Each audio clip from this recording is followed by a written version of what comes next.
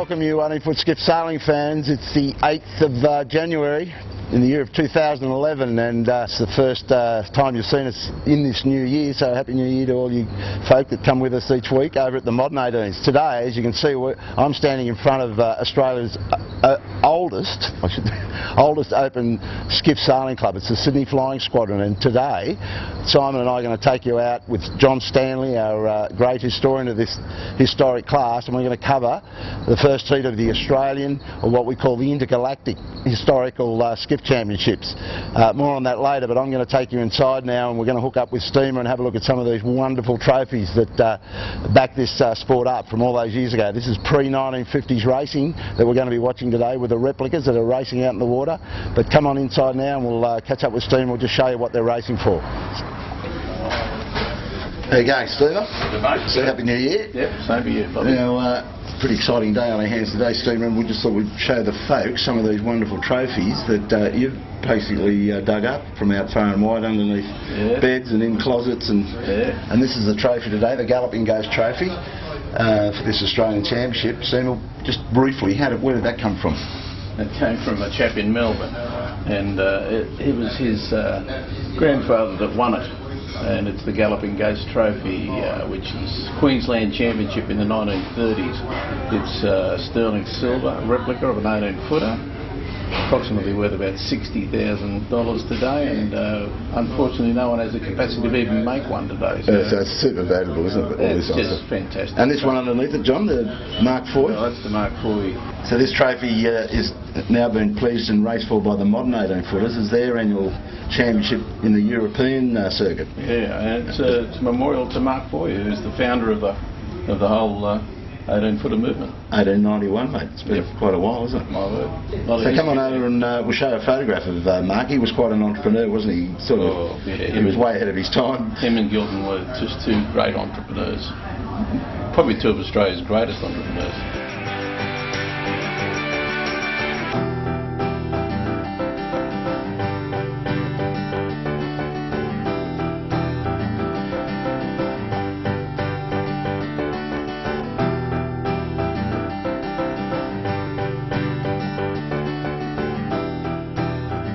Righto, so the time's ticking away and it's just after 1 o'clock and it's starting to heat up in this park, what we're calling Jurassic Park, because of the types of boats. These old historical boats deliver a certain flavour into this part of Sydney Harbour, and of course, as we were saying, that's the oldest open boat skiff sailing club in Australia, probably the world for that matter, because they don't sail 18-footers in too many other countries with this sort of history. And this fine vessel I'm standing beside here right now is the Britannia. This is Wee Georgie Robinson's 1911 model, and all these boats are replicas of the original. So we've got 10 boats in this park.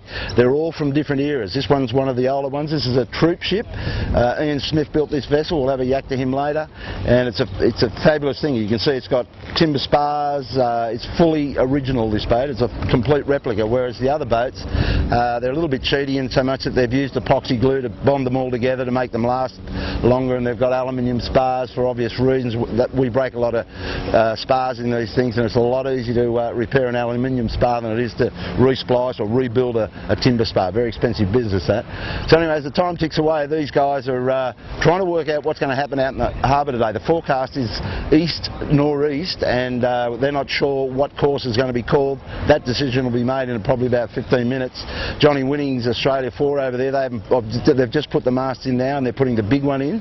So they've decided to go with a big rig, and this type of racing in these sorts of boats, historically, the race was pretty much won in the park. You have to know what course you're on, and you need to know how to rig your boat, what size spinnakers you're going to take, etc., etc., because if you don't know the course, you don't know the angle. So there's a lot in this, and we'll tell you more about that out in the water with Johnny Stanley. Steamer sails these boats all his life, so he's going to be very insightful, a bit like Mark Heel is on the modern ones. So we'll just cut from this and we'll wait till we see the boats starting to hoist their gaffs, and we'll probably do a little bit on the briefing when the Commodore tells them what course they're on. That'll make a big difference to this race. Come back to you then. Okay, so the boats are just starting to launch. As you can see, we're on Australia 4 Johnny Winnings' boat, and a number of the boats have already gone out. This is probably one of the Johnny Stanley. This is It's not easy to get these boats off this beach even. These boats just want to fall over, don't they, mate? Exactly right, Killo, and it just takes a few smart people to at least keep them upright. And what level of smartness do you think we've got in the park today, sort of out of 10? Probably 4. 4 out of 10, right. So we might get some action out in the track today, because just getting off the beach is difficult, but getting them off the start line and going around marks, hoisting chutes, ringtails and all of that, you're going to witness all that there today. And I'm thinking there's going to be one capsize. Who do you reckon that might be, Steamer? If you had to put money on it, who do you reckon would be going down? Oh, what's a hard one? The Colts? Or yes. No, they've probably got the agility to stay afloat. The old timers over here in number 1, top weight, they've got a past record which is you know, yeah, they've quite seen unreal. They've seen a lot of beaches on Sydney Harbour, because when you go down in these boats, that's it. Hasta la vista, baby. Your afternoon is over, and it's usually what, 3 to 4 hours before you see the club again. Yeah, if you're lucky. If you capsize near a beach, it's always handy. All right, so we'll just wait. We've got Yendes. Brian Zamanik is sailing your old boat, Steamer. You were in the bow of that, built by Ian Peirce Perdrio, a classic boat. Simon, if you go around, you can see the big red anchor and all the guys in their North Sydney footy jumpers. That boat, actually, I'm making that a bit of a favourite of mine. That boat could win the scratch today, couldn't it? Oh my word, if they sail the easterly course and the conditions don't get over 15, definitely. And it's pretty ironic, we're sitting right in the spot where the original boat was first launched in 1925. 1925, that was Norm Blackman that... Yeah, it was Norm Blackman, and the builder was Hayes and Brothers, and that was their boat shed was right behind us here in Careening Cove. Yeah, well, Steamer's full of that information, and we're going to try and squeeze some more out of him during the Gilt, and we're going to try and get each day a nice little 5-minute snapshot of the history of and how this class evolved. It's metres deep in history, and all these boats that you're looking at here is an R&R, the evolution of the modern 18 that we see over at Double Bay on a Sunday. So we'll cut from this and get out on the start line and join in the action out there and just see what they're going to be looking at. It's an easterly course, forecast to go to 12 to 13 knots, so it's all about rig selection. We've got some big rigs, we've got some intermediate rigs. These races are usually won and lost in the park, aren't they, John? You've got to have a guess at what course you're going to be on and rig the boat accordingly. Yeah, and there's been a couple because of the crews being sailing today. You've got Harold with, by looking just over here now, he's gone for a second rig to be conservative, so which is a bit of a shame because Harold has got the ability to be able to win, and he's playing it cool, so we'll just see what the outcome is. Yeah, well, we'll see you back out in the water. We've got Top Weight about to take its nut, survive that little encounter with Harold's jib. My guess nearly came off, but he's away. It's all fun and games. We'll see you out in the harbour when we get them all together for that scratch start. Coming back to you then. Bye now. Okay, so we're out in the harbour finally, and coming up alongside Ian Smith's Britannia. This is a classic old replica, this one, and he's got the major washing on. He's got the big sails on today, and we've all agreed, Steamer and I, just saying the big sails are going to do the better out here today, Steamer. It's what, blowing about 8 knots max at the moment? Yeah, just 8 and then touching 9 at the moment. And you've got a big run out tide, so the tide's going to help. You're going to windward up towards Shark Island, and you'll need all that extra sail area to punch that tide all the way back down here to Kirribilli. So that's the mighty Britannia. What, she's 1911 model or something? What is it? 1919. 1919. So she's one of the older boats, one of the older replicas. So there she goes. And fully original, rebuilt as an original. Yeah, she's a full 9 yards. Yep. Authenticity one, that one.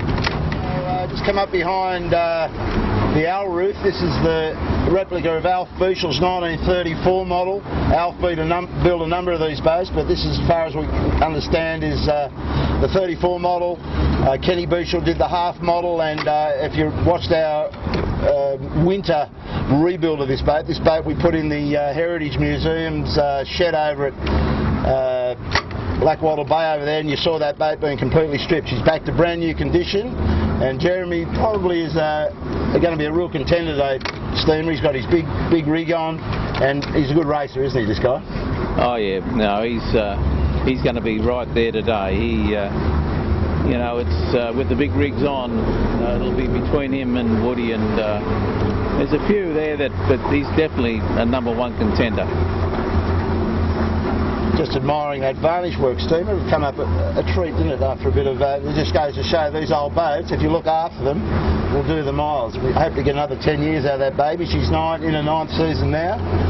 So there she is, Alf Beechel's mighty replica of the Alruth. It's come up beside the big red anchor, Yendes, and Brian Zemanek steering that boat this season. Brian's a very accomplished 18-foot skiff sailor, 16-foot skiff sailor. And I think he sailed the batteries, didn't he, when he was sailing 18s? Yeah, Century batteries, yep.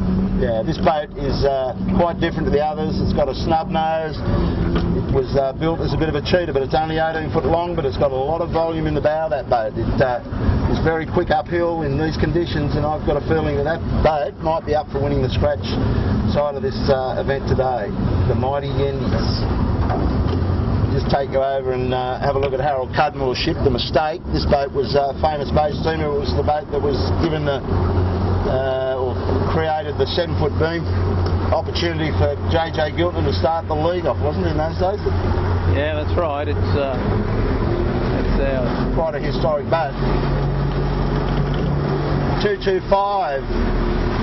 So 2 + 2 = 5, which obviously is a mistake, and that's the name of this thing. So there's Mr. Cudmore sitting down the back, Freddie Herrick waving at us. Sailmaker of all's got his red star on all the sails. Freddie's done a lot of work on producing these old-fashioned sails.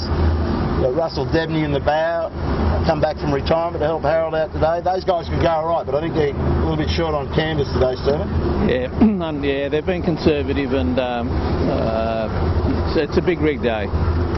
Certainly is.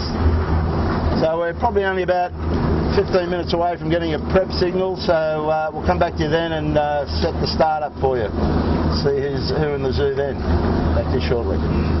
Okay, so we're just inside a minute to go, and Steve and I were just talking about this line. It's very much biased towards the pin end, and Harold Cudmore's had a good look at it down there, and that's the little Australia boat. Chris Hasgard is down there early. I think he's trying to think he can port tack this fleet.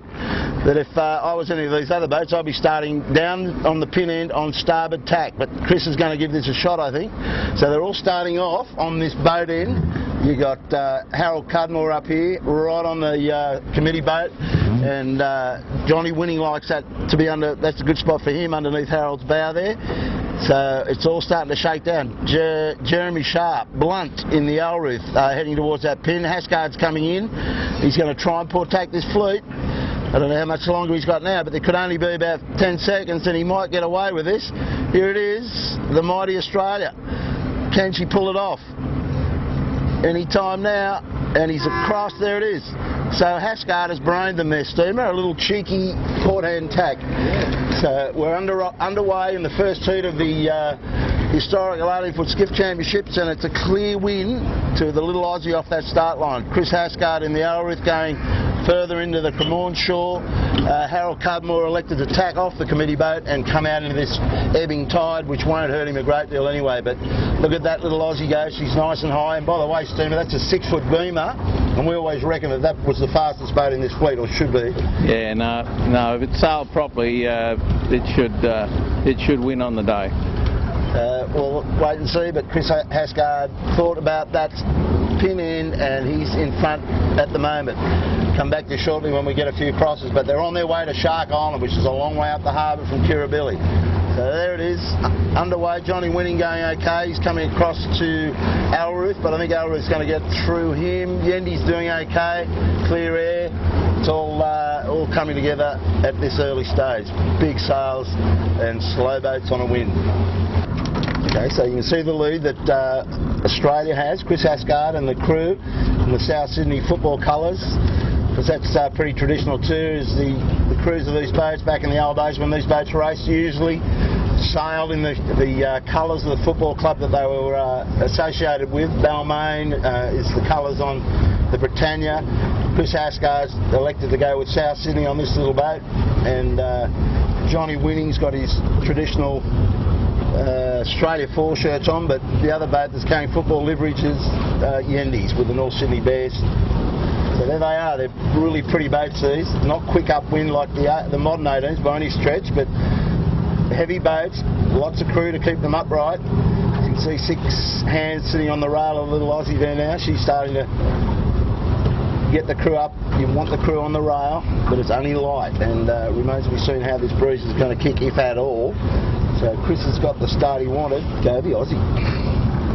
So here's the little Aussie, Chris Hascard and his crew. He's got a little blonde girl in there, obviously a tactician on the day.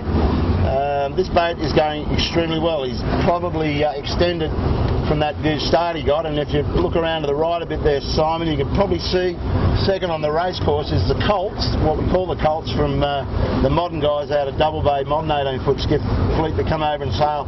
That's the Aberdare that John Stanley was talking about, a replica of it anyway, that Galloping Ghost Trophy was named after, and that's what they're racing for out here over this regatta.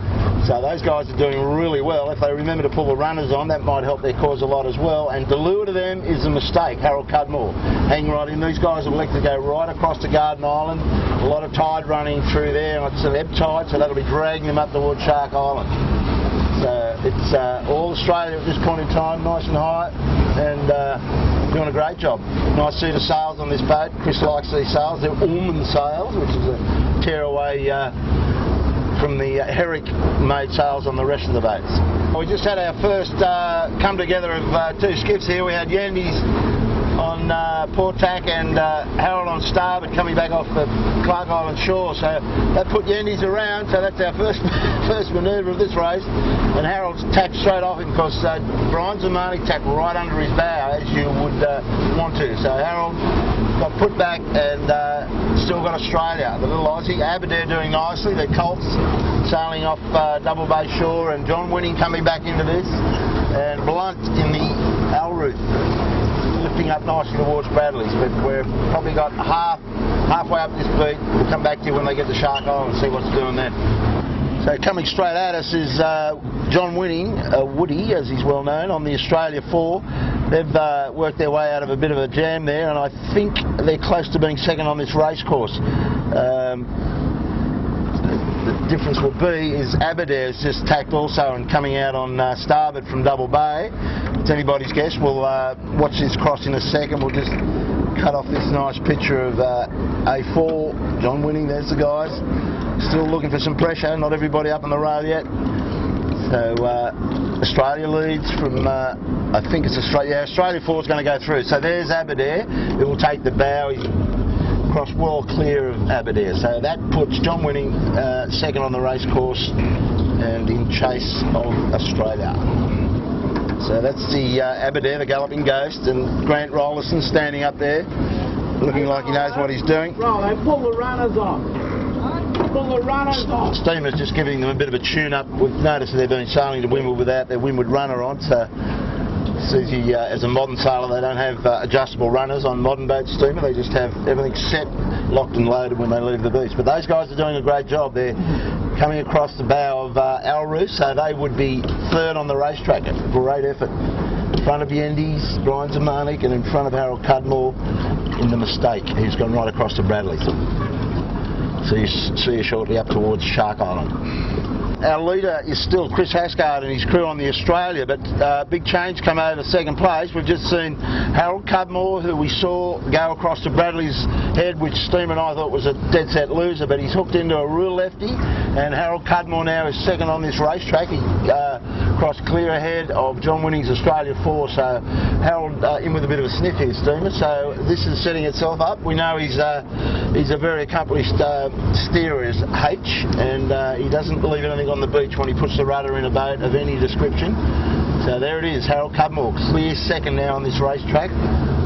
It's going to heat up when they get around Shark Island, because the big rigs of John Winning, Alruth and Yendy's were going to put way bigger spinnakers on their boats, and they should put paid to the smaller rig boats on this long run against the tide down towards Kirribilli. Back to you shortly. So just caught up the back of the Mistake, and a masterful stroke to go into Bradley's. As we saw, he's second on the racetrack now. What you're looking at dead ahead of Harold's boat is this white light, and that's the turn mark at Shark Island, or part of it. So Harold, with a run out tide, he's he's given himself a shot at this. He might not lay it, but he's certainly on track for it at the moment. And with a run out tide, that won't hurt him at all. And if he gets a bit more of the left, he could sneak around there and be right in Chris Hasgard's pocket up here. So a little mistake on the move. Right on Australia's stern here, and Harold Cudmore couldn't lay this a few minutes ago, and Chris was well aware of it. So this bruises back round to the right a bit, and he's doing his best to get around here. If he can, it's worth at least a minute to him, because two tacking these boats is going to cost you plenty. So if Chris can get around here, he's giving it everything he can. But the rig at this point would hit the lighthouse steamer. I don't think that'd be a good look. Definitely, Bob. He's going to go right to it anyway. Give it his best shot. You reckon he can shoot that? Well, he could. He could shoot it. Oh, he's going to tag it. No, he's going to having a go at shooting it. That's a very tricky manoeuvre in a... Yeah. He's got a bit of a reef there. He hasn't done it yet. This could be a big moment. Yeah. So Chris Hasgard, well sleeved. Yeah, probably.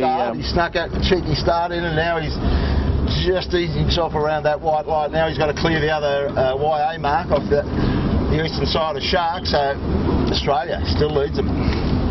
Harold Cudmore, now he's a big mover in this fleet. He was further back than fullback, halfway up the beat, and he had that miraculous lift off Bradley's, and look where he is. He's about half a minute astray of the leader at this point in time. So a great job by those guys. And next to turn this mark will be the big Union Jack of Australia 4, Johnny Winning, just narrowly in front of, I think that's Alruth there. So it's all heading up, and I think Johnny Stanley, it's going to be a different result down the bottom end of this course, because the big spinnakers on the big rigs pushing that tide. Who do you reckon's going to lead them down the bottom? Well, Australia's still got enough lead to still get there.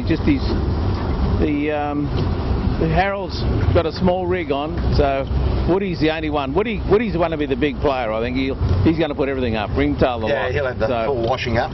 So I think he's going to be the mover. So it'll be interesting.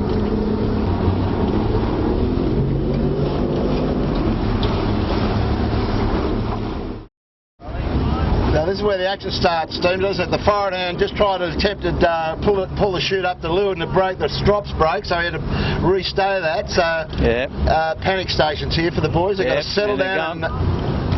They're going to go for a jibe, and he's just cooking a bit here. He's got it up. Well, there you go. They're through the jibe, so that's part of the puzzle sorted. Now they've just got to pole that chute out and get it braced back, join all the poles together, of course, and so these boats are way fun. When it comes to setting extras, you've got to do a lot of work. The crew's all got to work together, put the poles together. You can see the next boat. Here comes Harold, jibing as we speak, and they've got to put that lee cloth down, fellas. That windward lee cloth should be dropped at this point. Put the lee cloth down.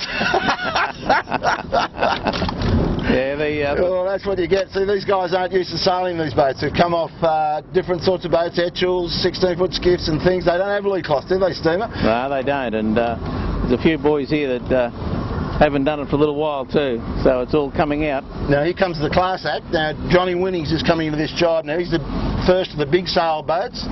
So just watch Johnny Winning as he comes into this jibe. He's starting to pull the boat away, and sheet and Stevie Kavanagh. Through comes the main. The lee cloth's already down, so that's great. The guys can hit the rail. A little bit of runner attention needed to leeward.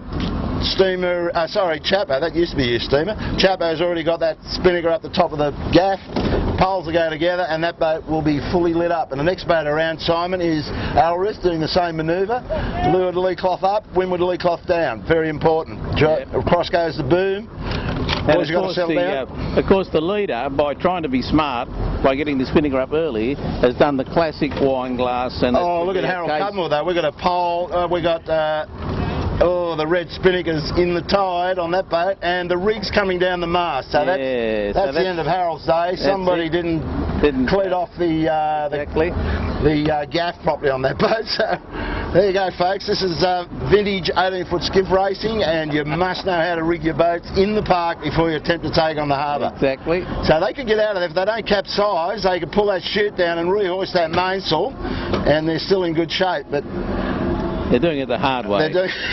You're right, Stephen. So the leader's away. The blue shoot on Australia, but we'll just watch Yendy's jibe now and we'll chase them for you. So Yendy's about to go into this jibe, delaying it a bit. Here comes the boom, big red anchor going through, and those guys just go through the same routine. And up goes the lead clock. Hasn't even got it hooked up, so he's a little bit slow there, but he's got something going now. And there she goes, and the backstay's got to go on. The guy standing up trying to release the backstay off the runner, that's an important job. Yep.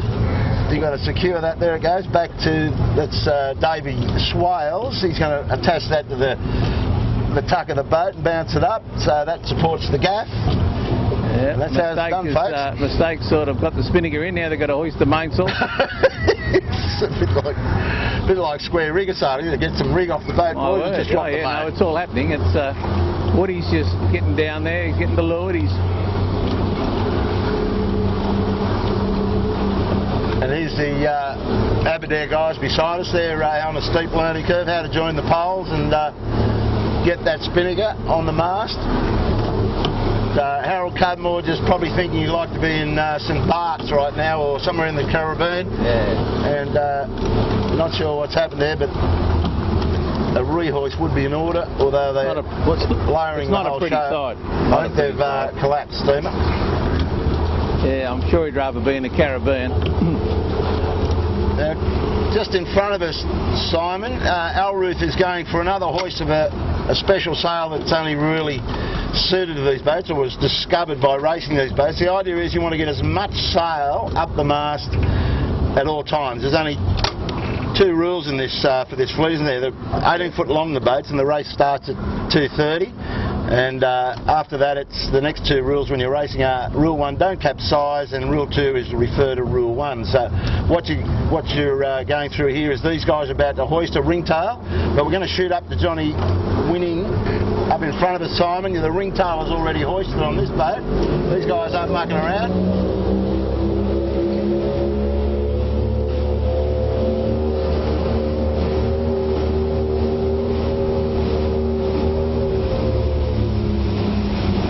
These guys mean business. Johnny Winning and his crew are probably the most experienced crew on this harbour racing these boats. They're all old skiffies and they sail together regularly on a Saturday. Everybody always turns up, so very accomplished at their gear handling. And you see that extra sail, that is a ringtail hanging out the back of that mainsail, and there's probably a third, that adds about a third more horsepower to the main, doesn't it, steamer? At least you can see it, work it out for yourself. But it looks to me to be about a third as much power again in that main, and it makes a big difference. It balances up that big spinnaker pole, which has got that big chute hanging off it, and you need that when you're steering those things, don't you, mate? My word, it does balance it up, and it's going to come in to its own as they get further down the track here. He's just slowly just pulling back the leader all the time here. Beautiful afternoon out here. Only light air, but these boats still get powered up, and she's a wide load. From the tip of that ringtail out of the tip of that pole is about 58 feet, so she's a wide load when she's going down the harbour. And when they used to race these boats back in the 30s and earlier than that, they had this harbour to themselves. There weren't anywhere near the amount of recreational boats. Well, there were none of those, and she was pretty much just a full-on arena for 18-foot skiffs. So these guys have to be even sharper on their game to drive these boats in and out of all the obstacles. Otherwise, it gets pretty ugly. So there it is. Australia leads Australia 4. Stevie Cav just pulling on that main sheet, just getting a little bit more power out of it with the big ringtail. So they're on their way down to Kirribilli now, and I would bet that Australia will lead down there by at least a minute. Steve, what do you reckon? I heard. No, he's just getting up on the hip of the leader now, and he's getting a little bit pressure breeze. He's going to go over the top of him pretty quickly, and no, the leader will definitely beat Australia 4 down the bottom. We'll pick it up down the bottom, and we'll see you down there. Failing any other activities out here, any wipeouts. But Harold, we can tell you this much, as you saw, he is out of the race. He peaked very early, put on a great comeback on the first beat, but they're down for the count at this point in time and will not come back. So third on the racetrack is the Alruth, and fourth, I believe, is the Yendies, who will come through as well. So there's the new leader, John Winning, with the red, white and blue chute. What he's done, he was third around, or fourth around that top mark up there, I think, but you can see what the big washing does, downhill, pushing this really strong run out tide, and the old saying was, it wasn't a steamer, big sails win big races, and Johnny Winning's got the big sails. My word, he's got the lot up, so it pays off at the end of the day. There's Australia 4 slowly but surely extending on a little Aussie, trying to hang on, but she just doesn't have enough sail power on that mast of hers, so the big sails just keep stretching on these long runs, particularly when they're square, a little bit around from square. It's even better for them, so it's a very powerful angle for this Australia 4. Back to the bottom mark, we'll watch them take all that ringtail off and get that big chute tucked away, because there's a jibe around the bottom mark down here, so they've got to, you see a lot of slick work, poles flying in the air and people running, ducking poles and all manner of things. So come back to when the action starts. Johnny Winning and the crew are just starting to purl that ringtail and get it down the mast. You want to take care of that sail pretty early on, because you've still got to get rid of that big spinner, you're going to get rid of all those poles, and you've got to get the backstay off, you've got to set yourself up for the jibe. So there's the guys, Peter Shipway, feverishly working away, Ian Graves and Jerry Tickner. Just that's probably one of the world's most exciting sails, isn't it, Steve? Every time you try to use it, there's a lot of angst and anger and frustration. It can be stubborn, and we've had days where the whole thing decides to jam itself up there. And so anyway, that's down the mast, that's all tucked away. They'll just stow that, put it under some strops in the boat so it's not in the road of anything. Now, Bobby Chapman, the forward end on this boat, will call it when they're going to get the chute off. The mark's probably about 120 metres away, so he's starting to think about it. Still helping tidy up the... and there's Biggles, the aging sportsman that he is. There's a jib hand on this boat, so they've got to get that pole off the mast. There's quite a bit of it. You've got to push it forward now. It comes back into the crowd with pace, and these guys got to break these poles up and stow them. Peter Shipway's got one off, another one to go. That's broken, so he's got to get that in the boat, and here comes another one, Pete, so we'll rip onto that and break that. So then Bobby Chapman can get his hands on the end of the pole. Steamer, this is your department. You've got to get that spinnaker in your hands and get it down the mast, don't you, as quickly as possible. Yeah. He's got plenty of time. He's done it, yeah, they're very safe there. They've got quite another 50 odd metres to get to that mark, but there's a jibe coming up, so you want to be really tidy. They've got a nice comfortable lead, and they don't want to stuff it up at this point. So erring on the side of caution there. You can see them all working feverishly, putting the poles back in some sort of order. Chapo working away in the back, trying to stay that chute. Get himself sorted. Woody's got the backstay off. Poles going away. Lots of things to do, and the mark gets closer and closer. So they're setting up for the jibe now. They've got to move the runners from side to side, runner off, runner on, and lee cloths on, lee cloths up and down. You'll watch this manoeuvre. Stevie Cav works on the mainsail, bring that across the boat, booms over, lee cloths up and down, runner on, and haul her on, and they're back on course for the next mark of this race, which is Clark Island. So there's our leader, looking pretty good, pretty solid, and little Aussie is probably 2 or 3 minutes adrift of these guys, so these guys have set themselves up here to go on and win this one today, barring a capsize, which there's no recovery from. So here comes the mighty Red Anchor, the Yendies, and they're about to do the tidy up here. Got to get that pole broken, get that spinnaker down. They don't have a ringtail on their boat, which costs them on the horsepower down here. They're a pretty new crew, these guys, but they're all coming together. You see the struggle getting the poles back to the forward hand so he can disconnect the brace and the kicker off it before he can grab hold of it and haul it down the mast, which has got to be lowered too. They drop that in the water. It's good night, Alice. So that manoeuvre seems to be executed okay. Jibe coming up for them. Alruth got caught out there. His spinnaker drop was too late and he ended up well below the mark. Oh yeah, so he has. He's given away a lot of ground there. No. Blunt would not be a happy man. Not happy. Not happy, Jan. Get inside him here. So here's Britannia. Oh, we've got a man overboard. That'd explain that manoeuvre. We had somebody fall off the side of this boat. That is not one bit. They got him back. He's not a happy camper, and wondering why that boat was going head to wind with a ringtail on, which is not a very safe thing to do.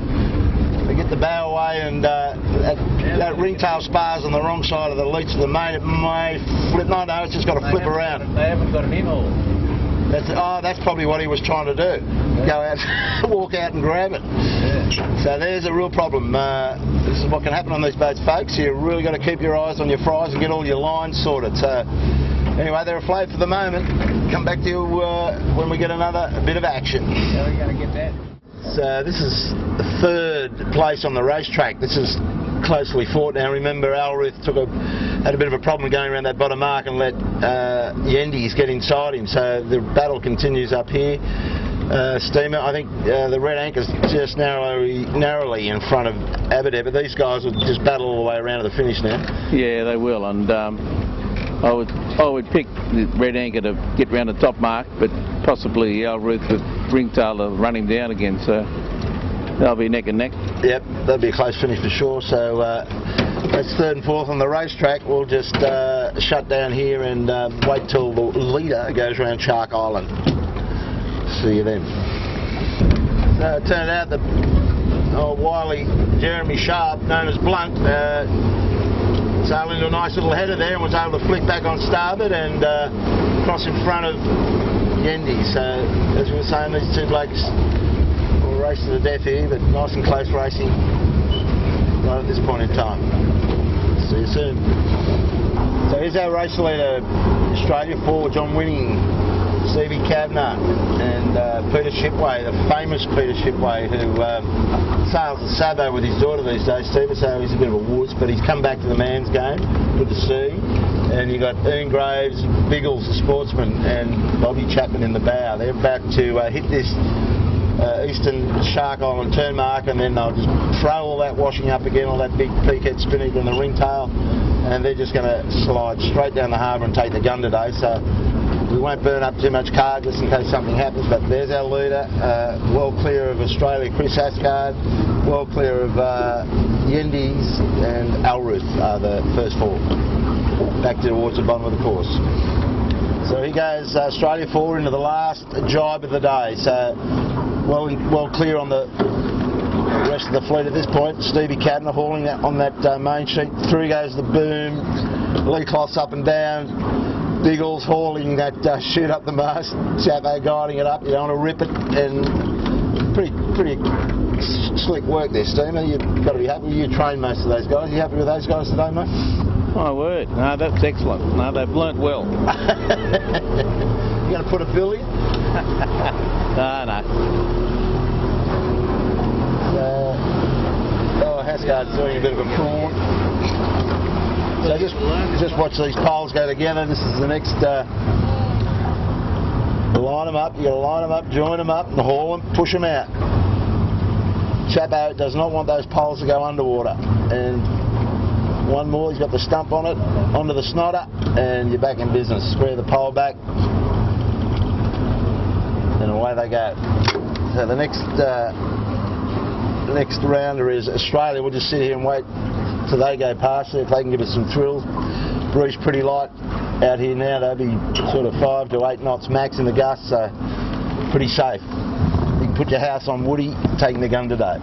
So a bit of blaspheming going on now in the mighty Aussie as they struggle to square the pole back on this spinnaker. They're not as slick as the A4 guys, but not a bad effort. They're still second and doing a mighty fine job. Just not as much slickness.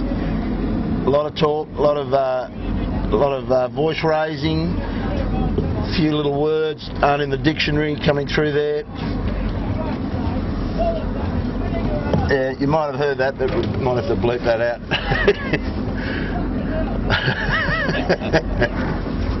All happens in the old 18s. Back to you shortly.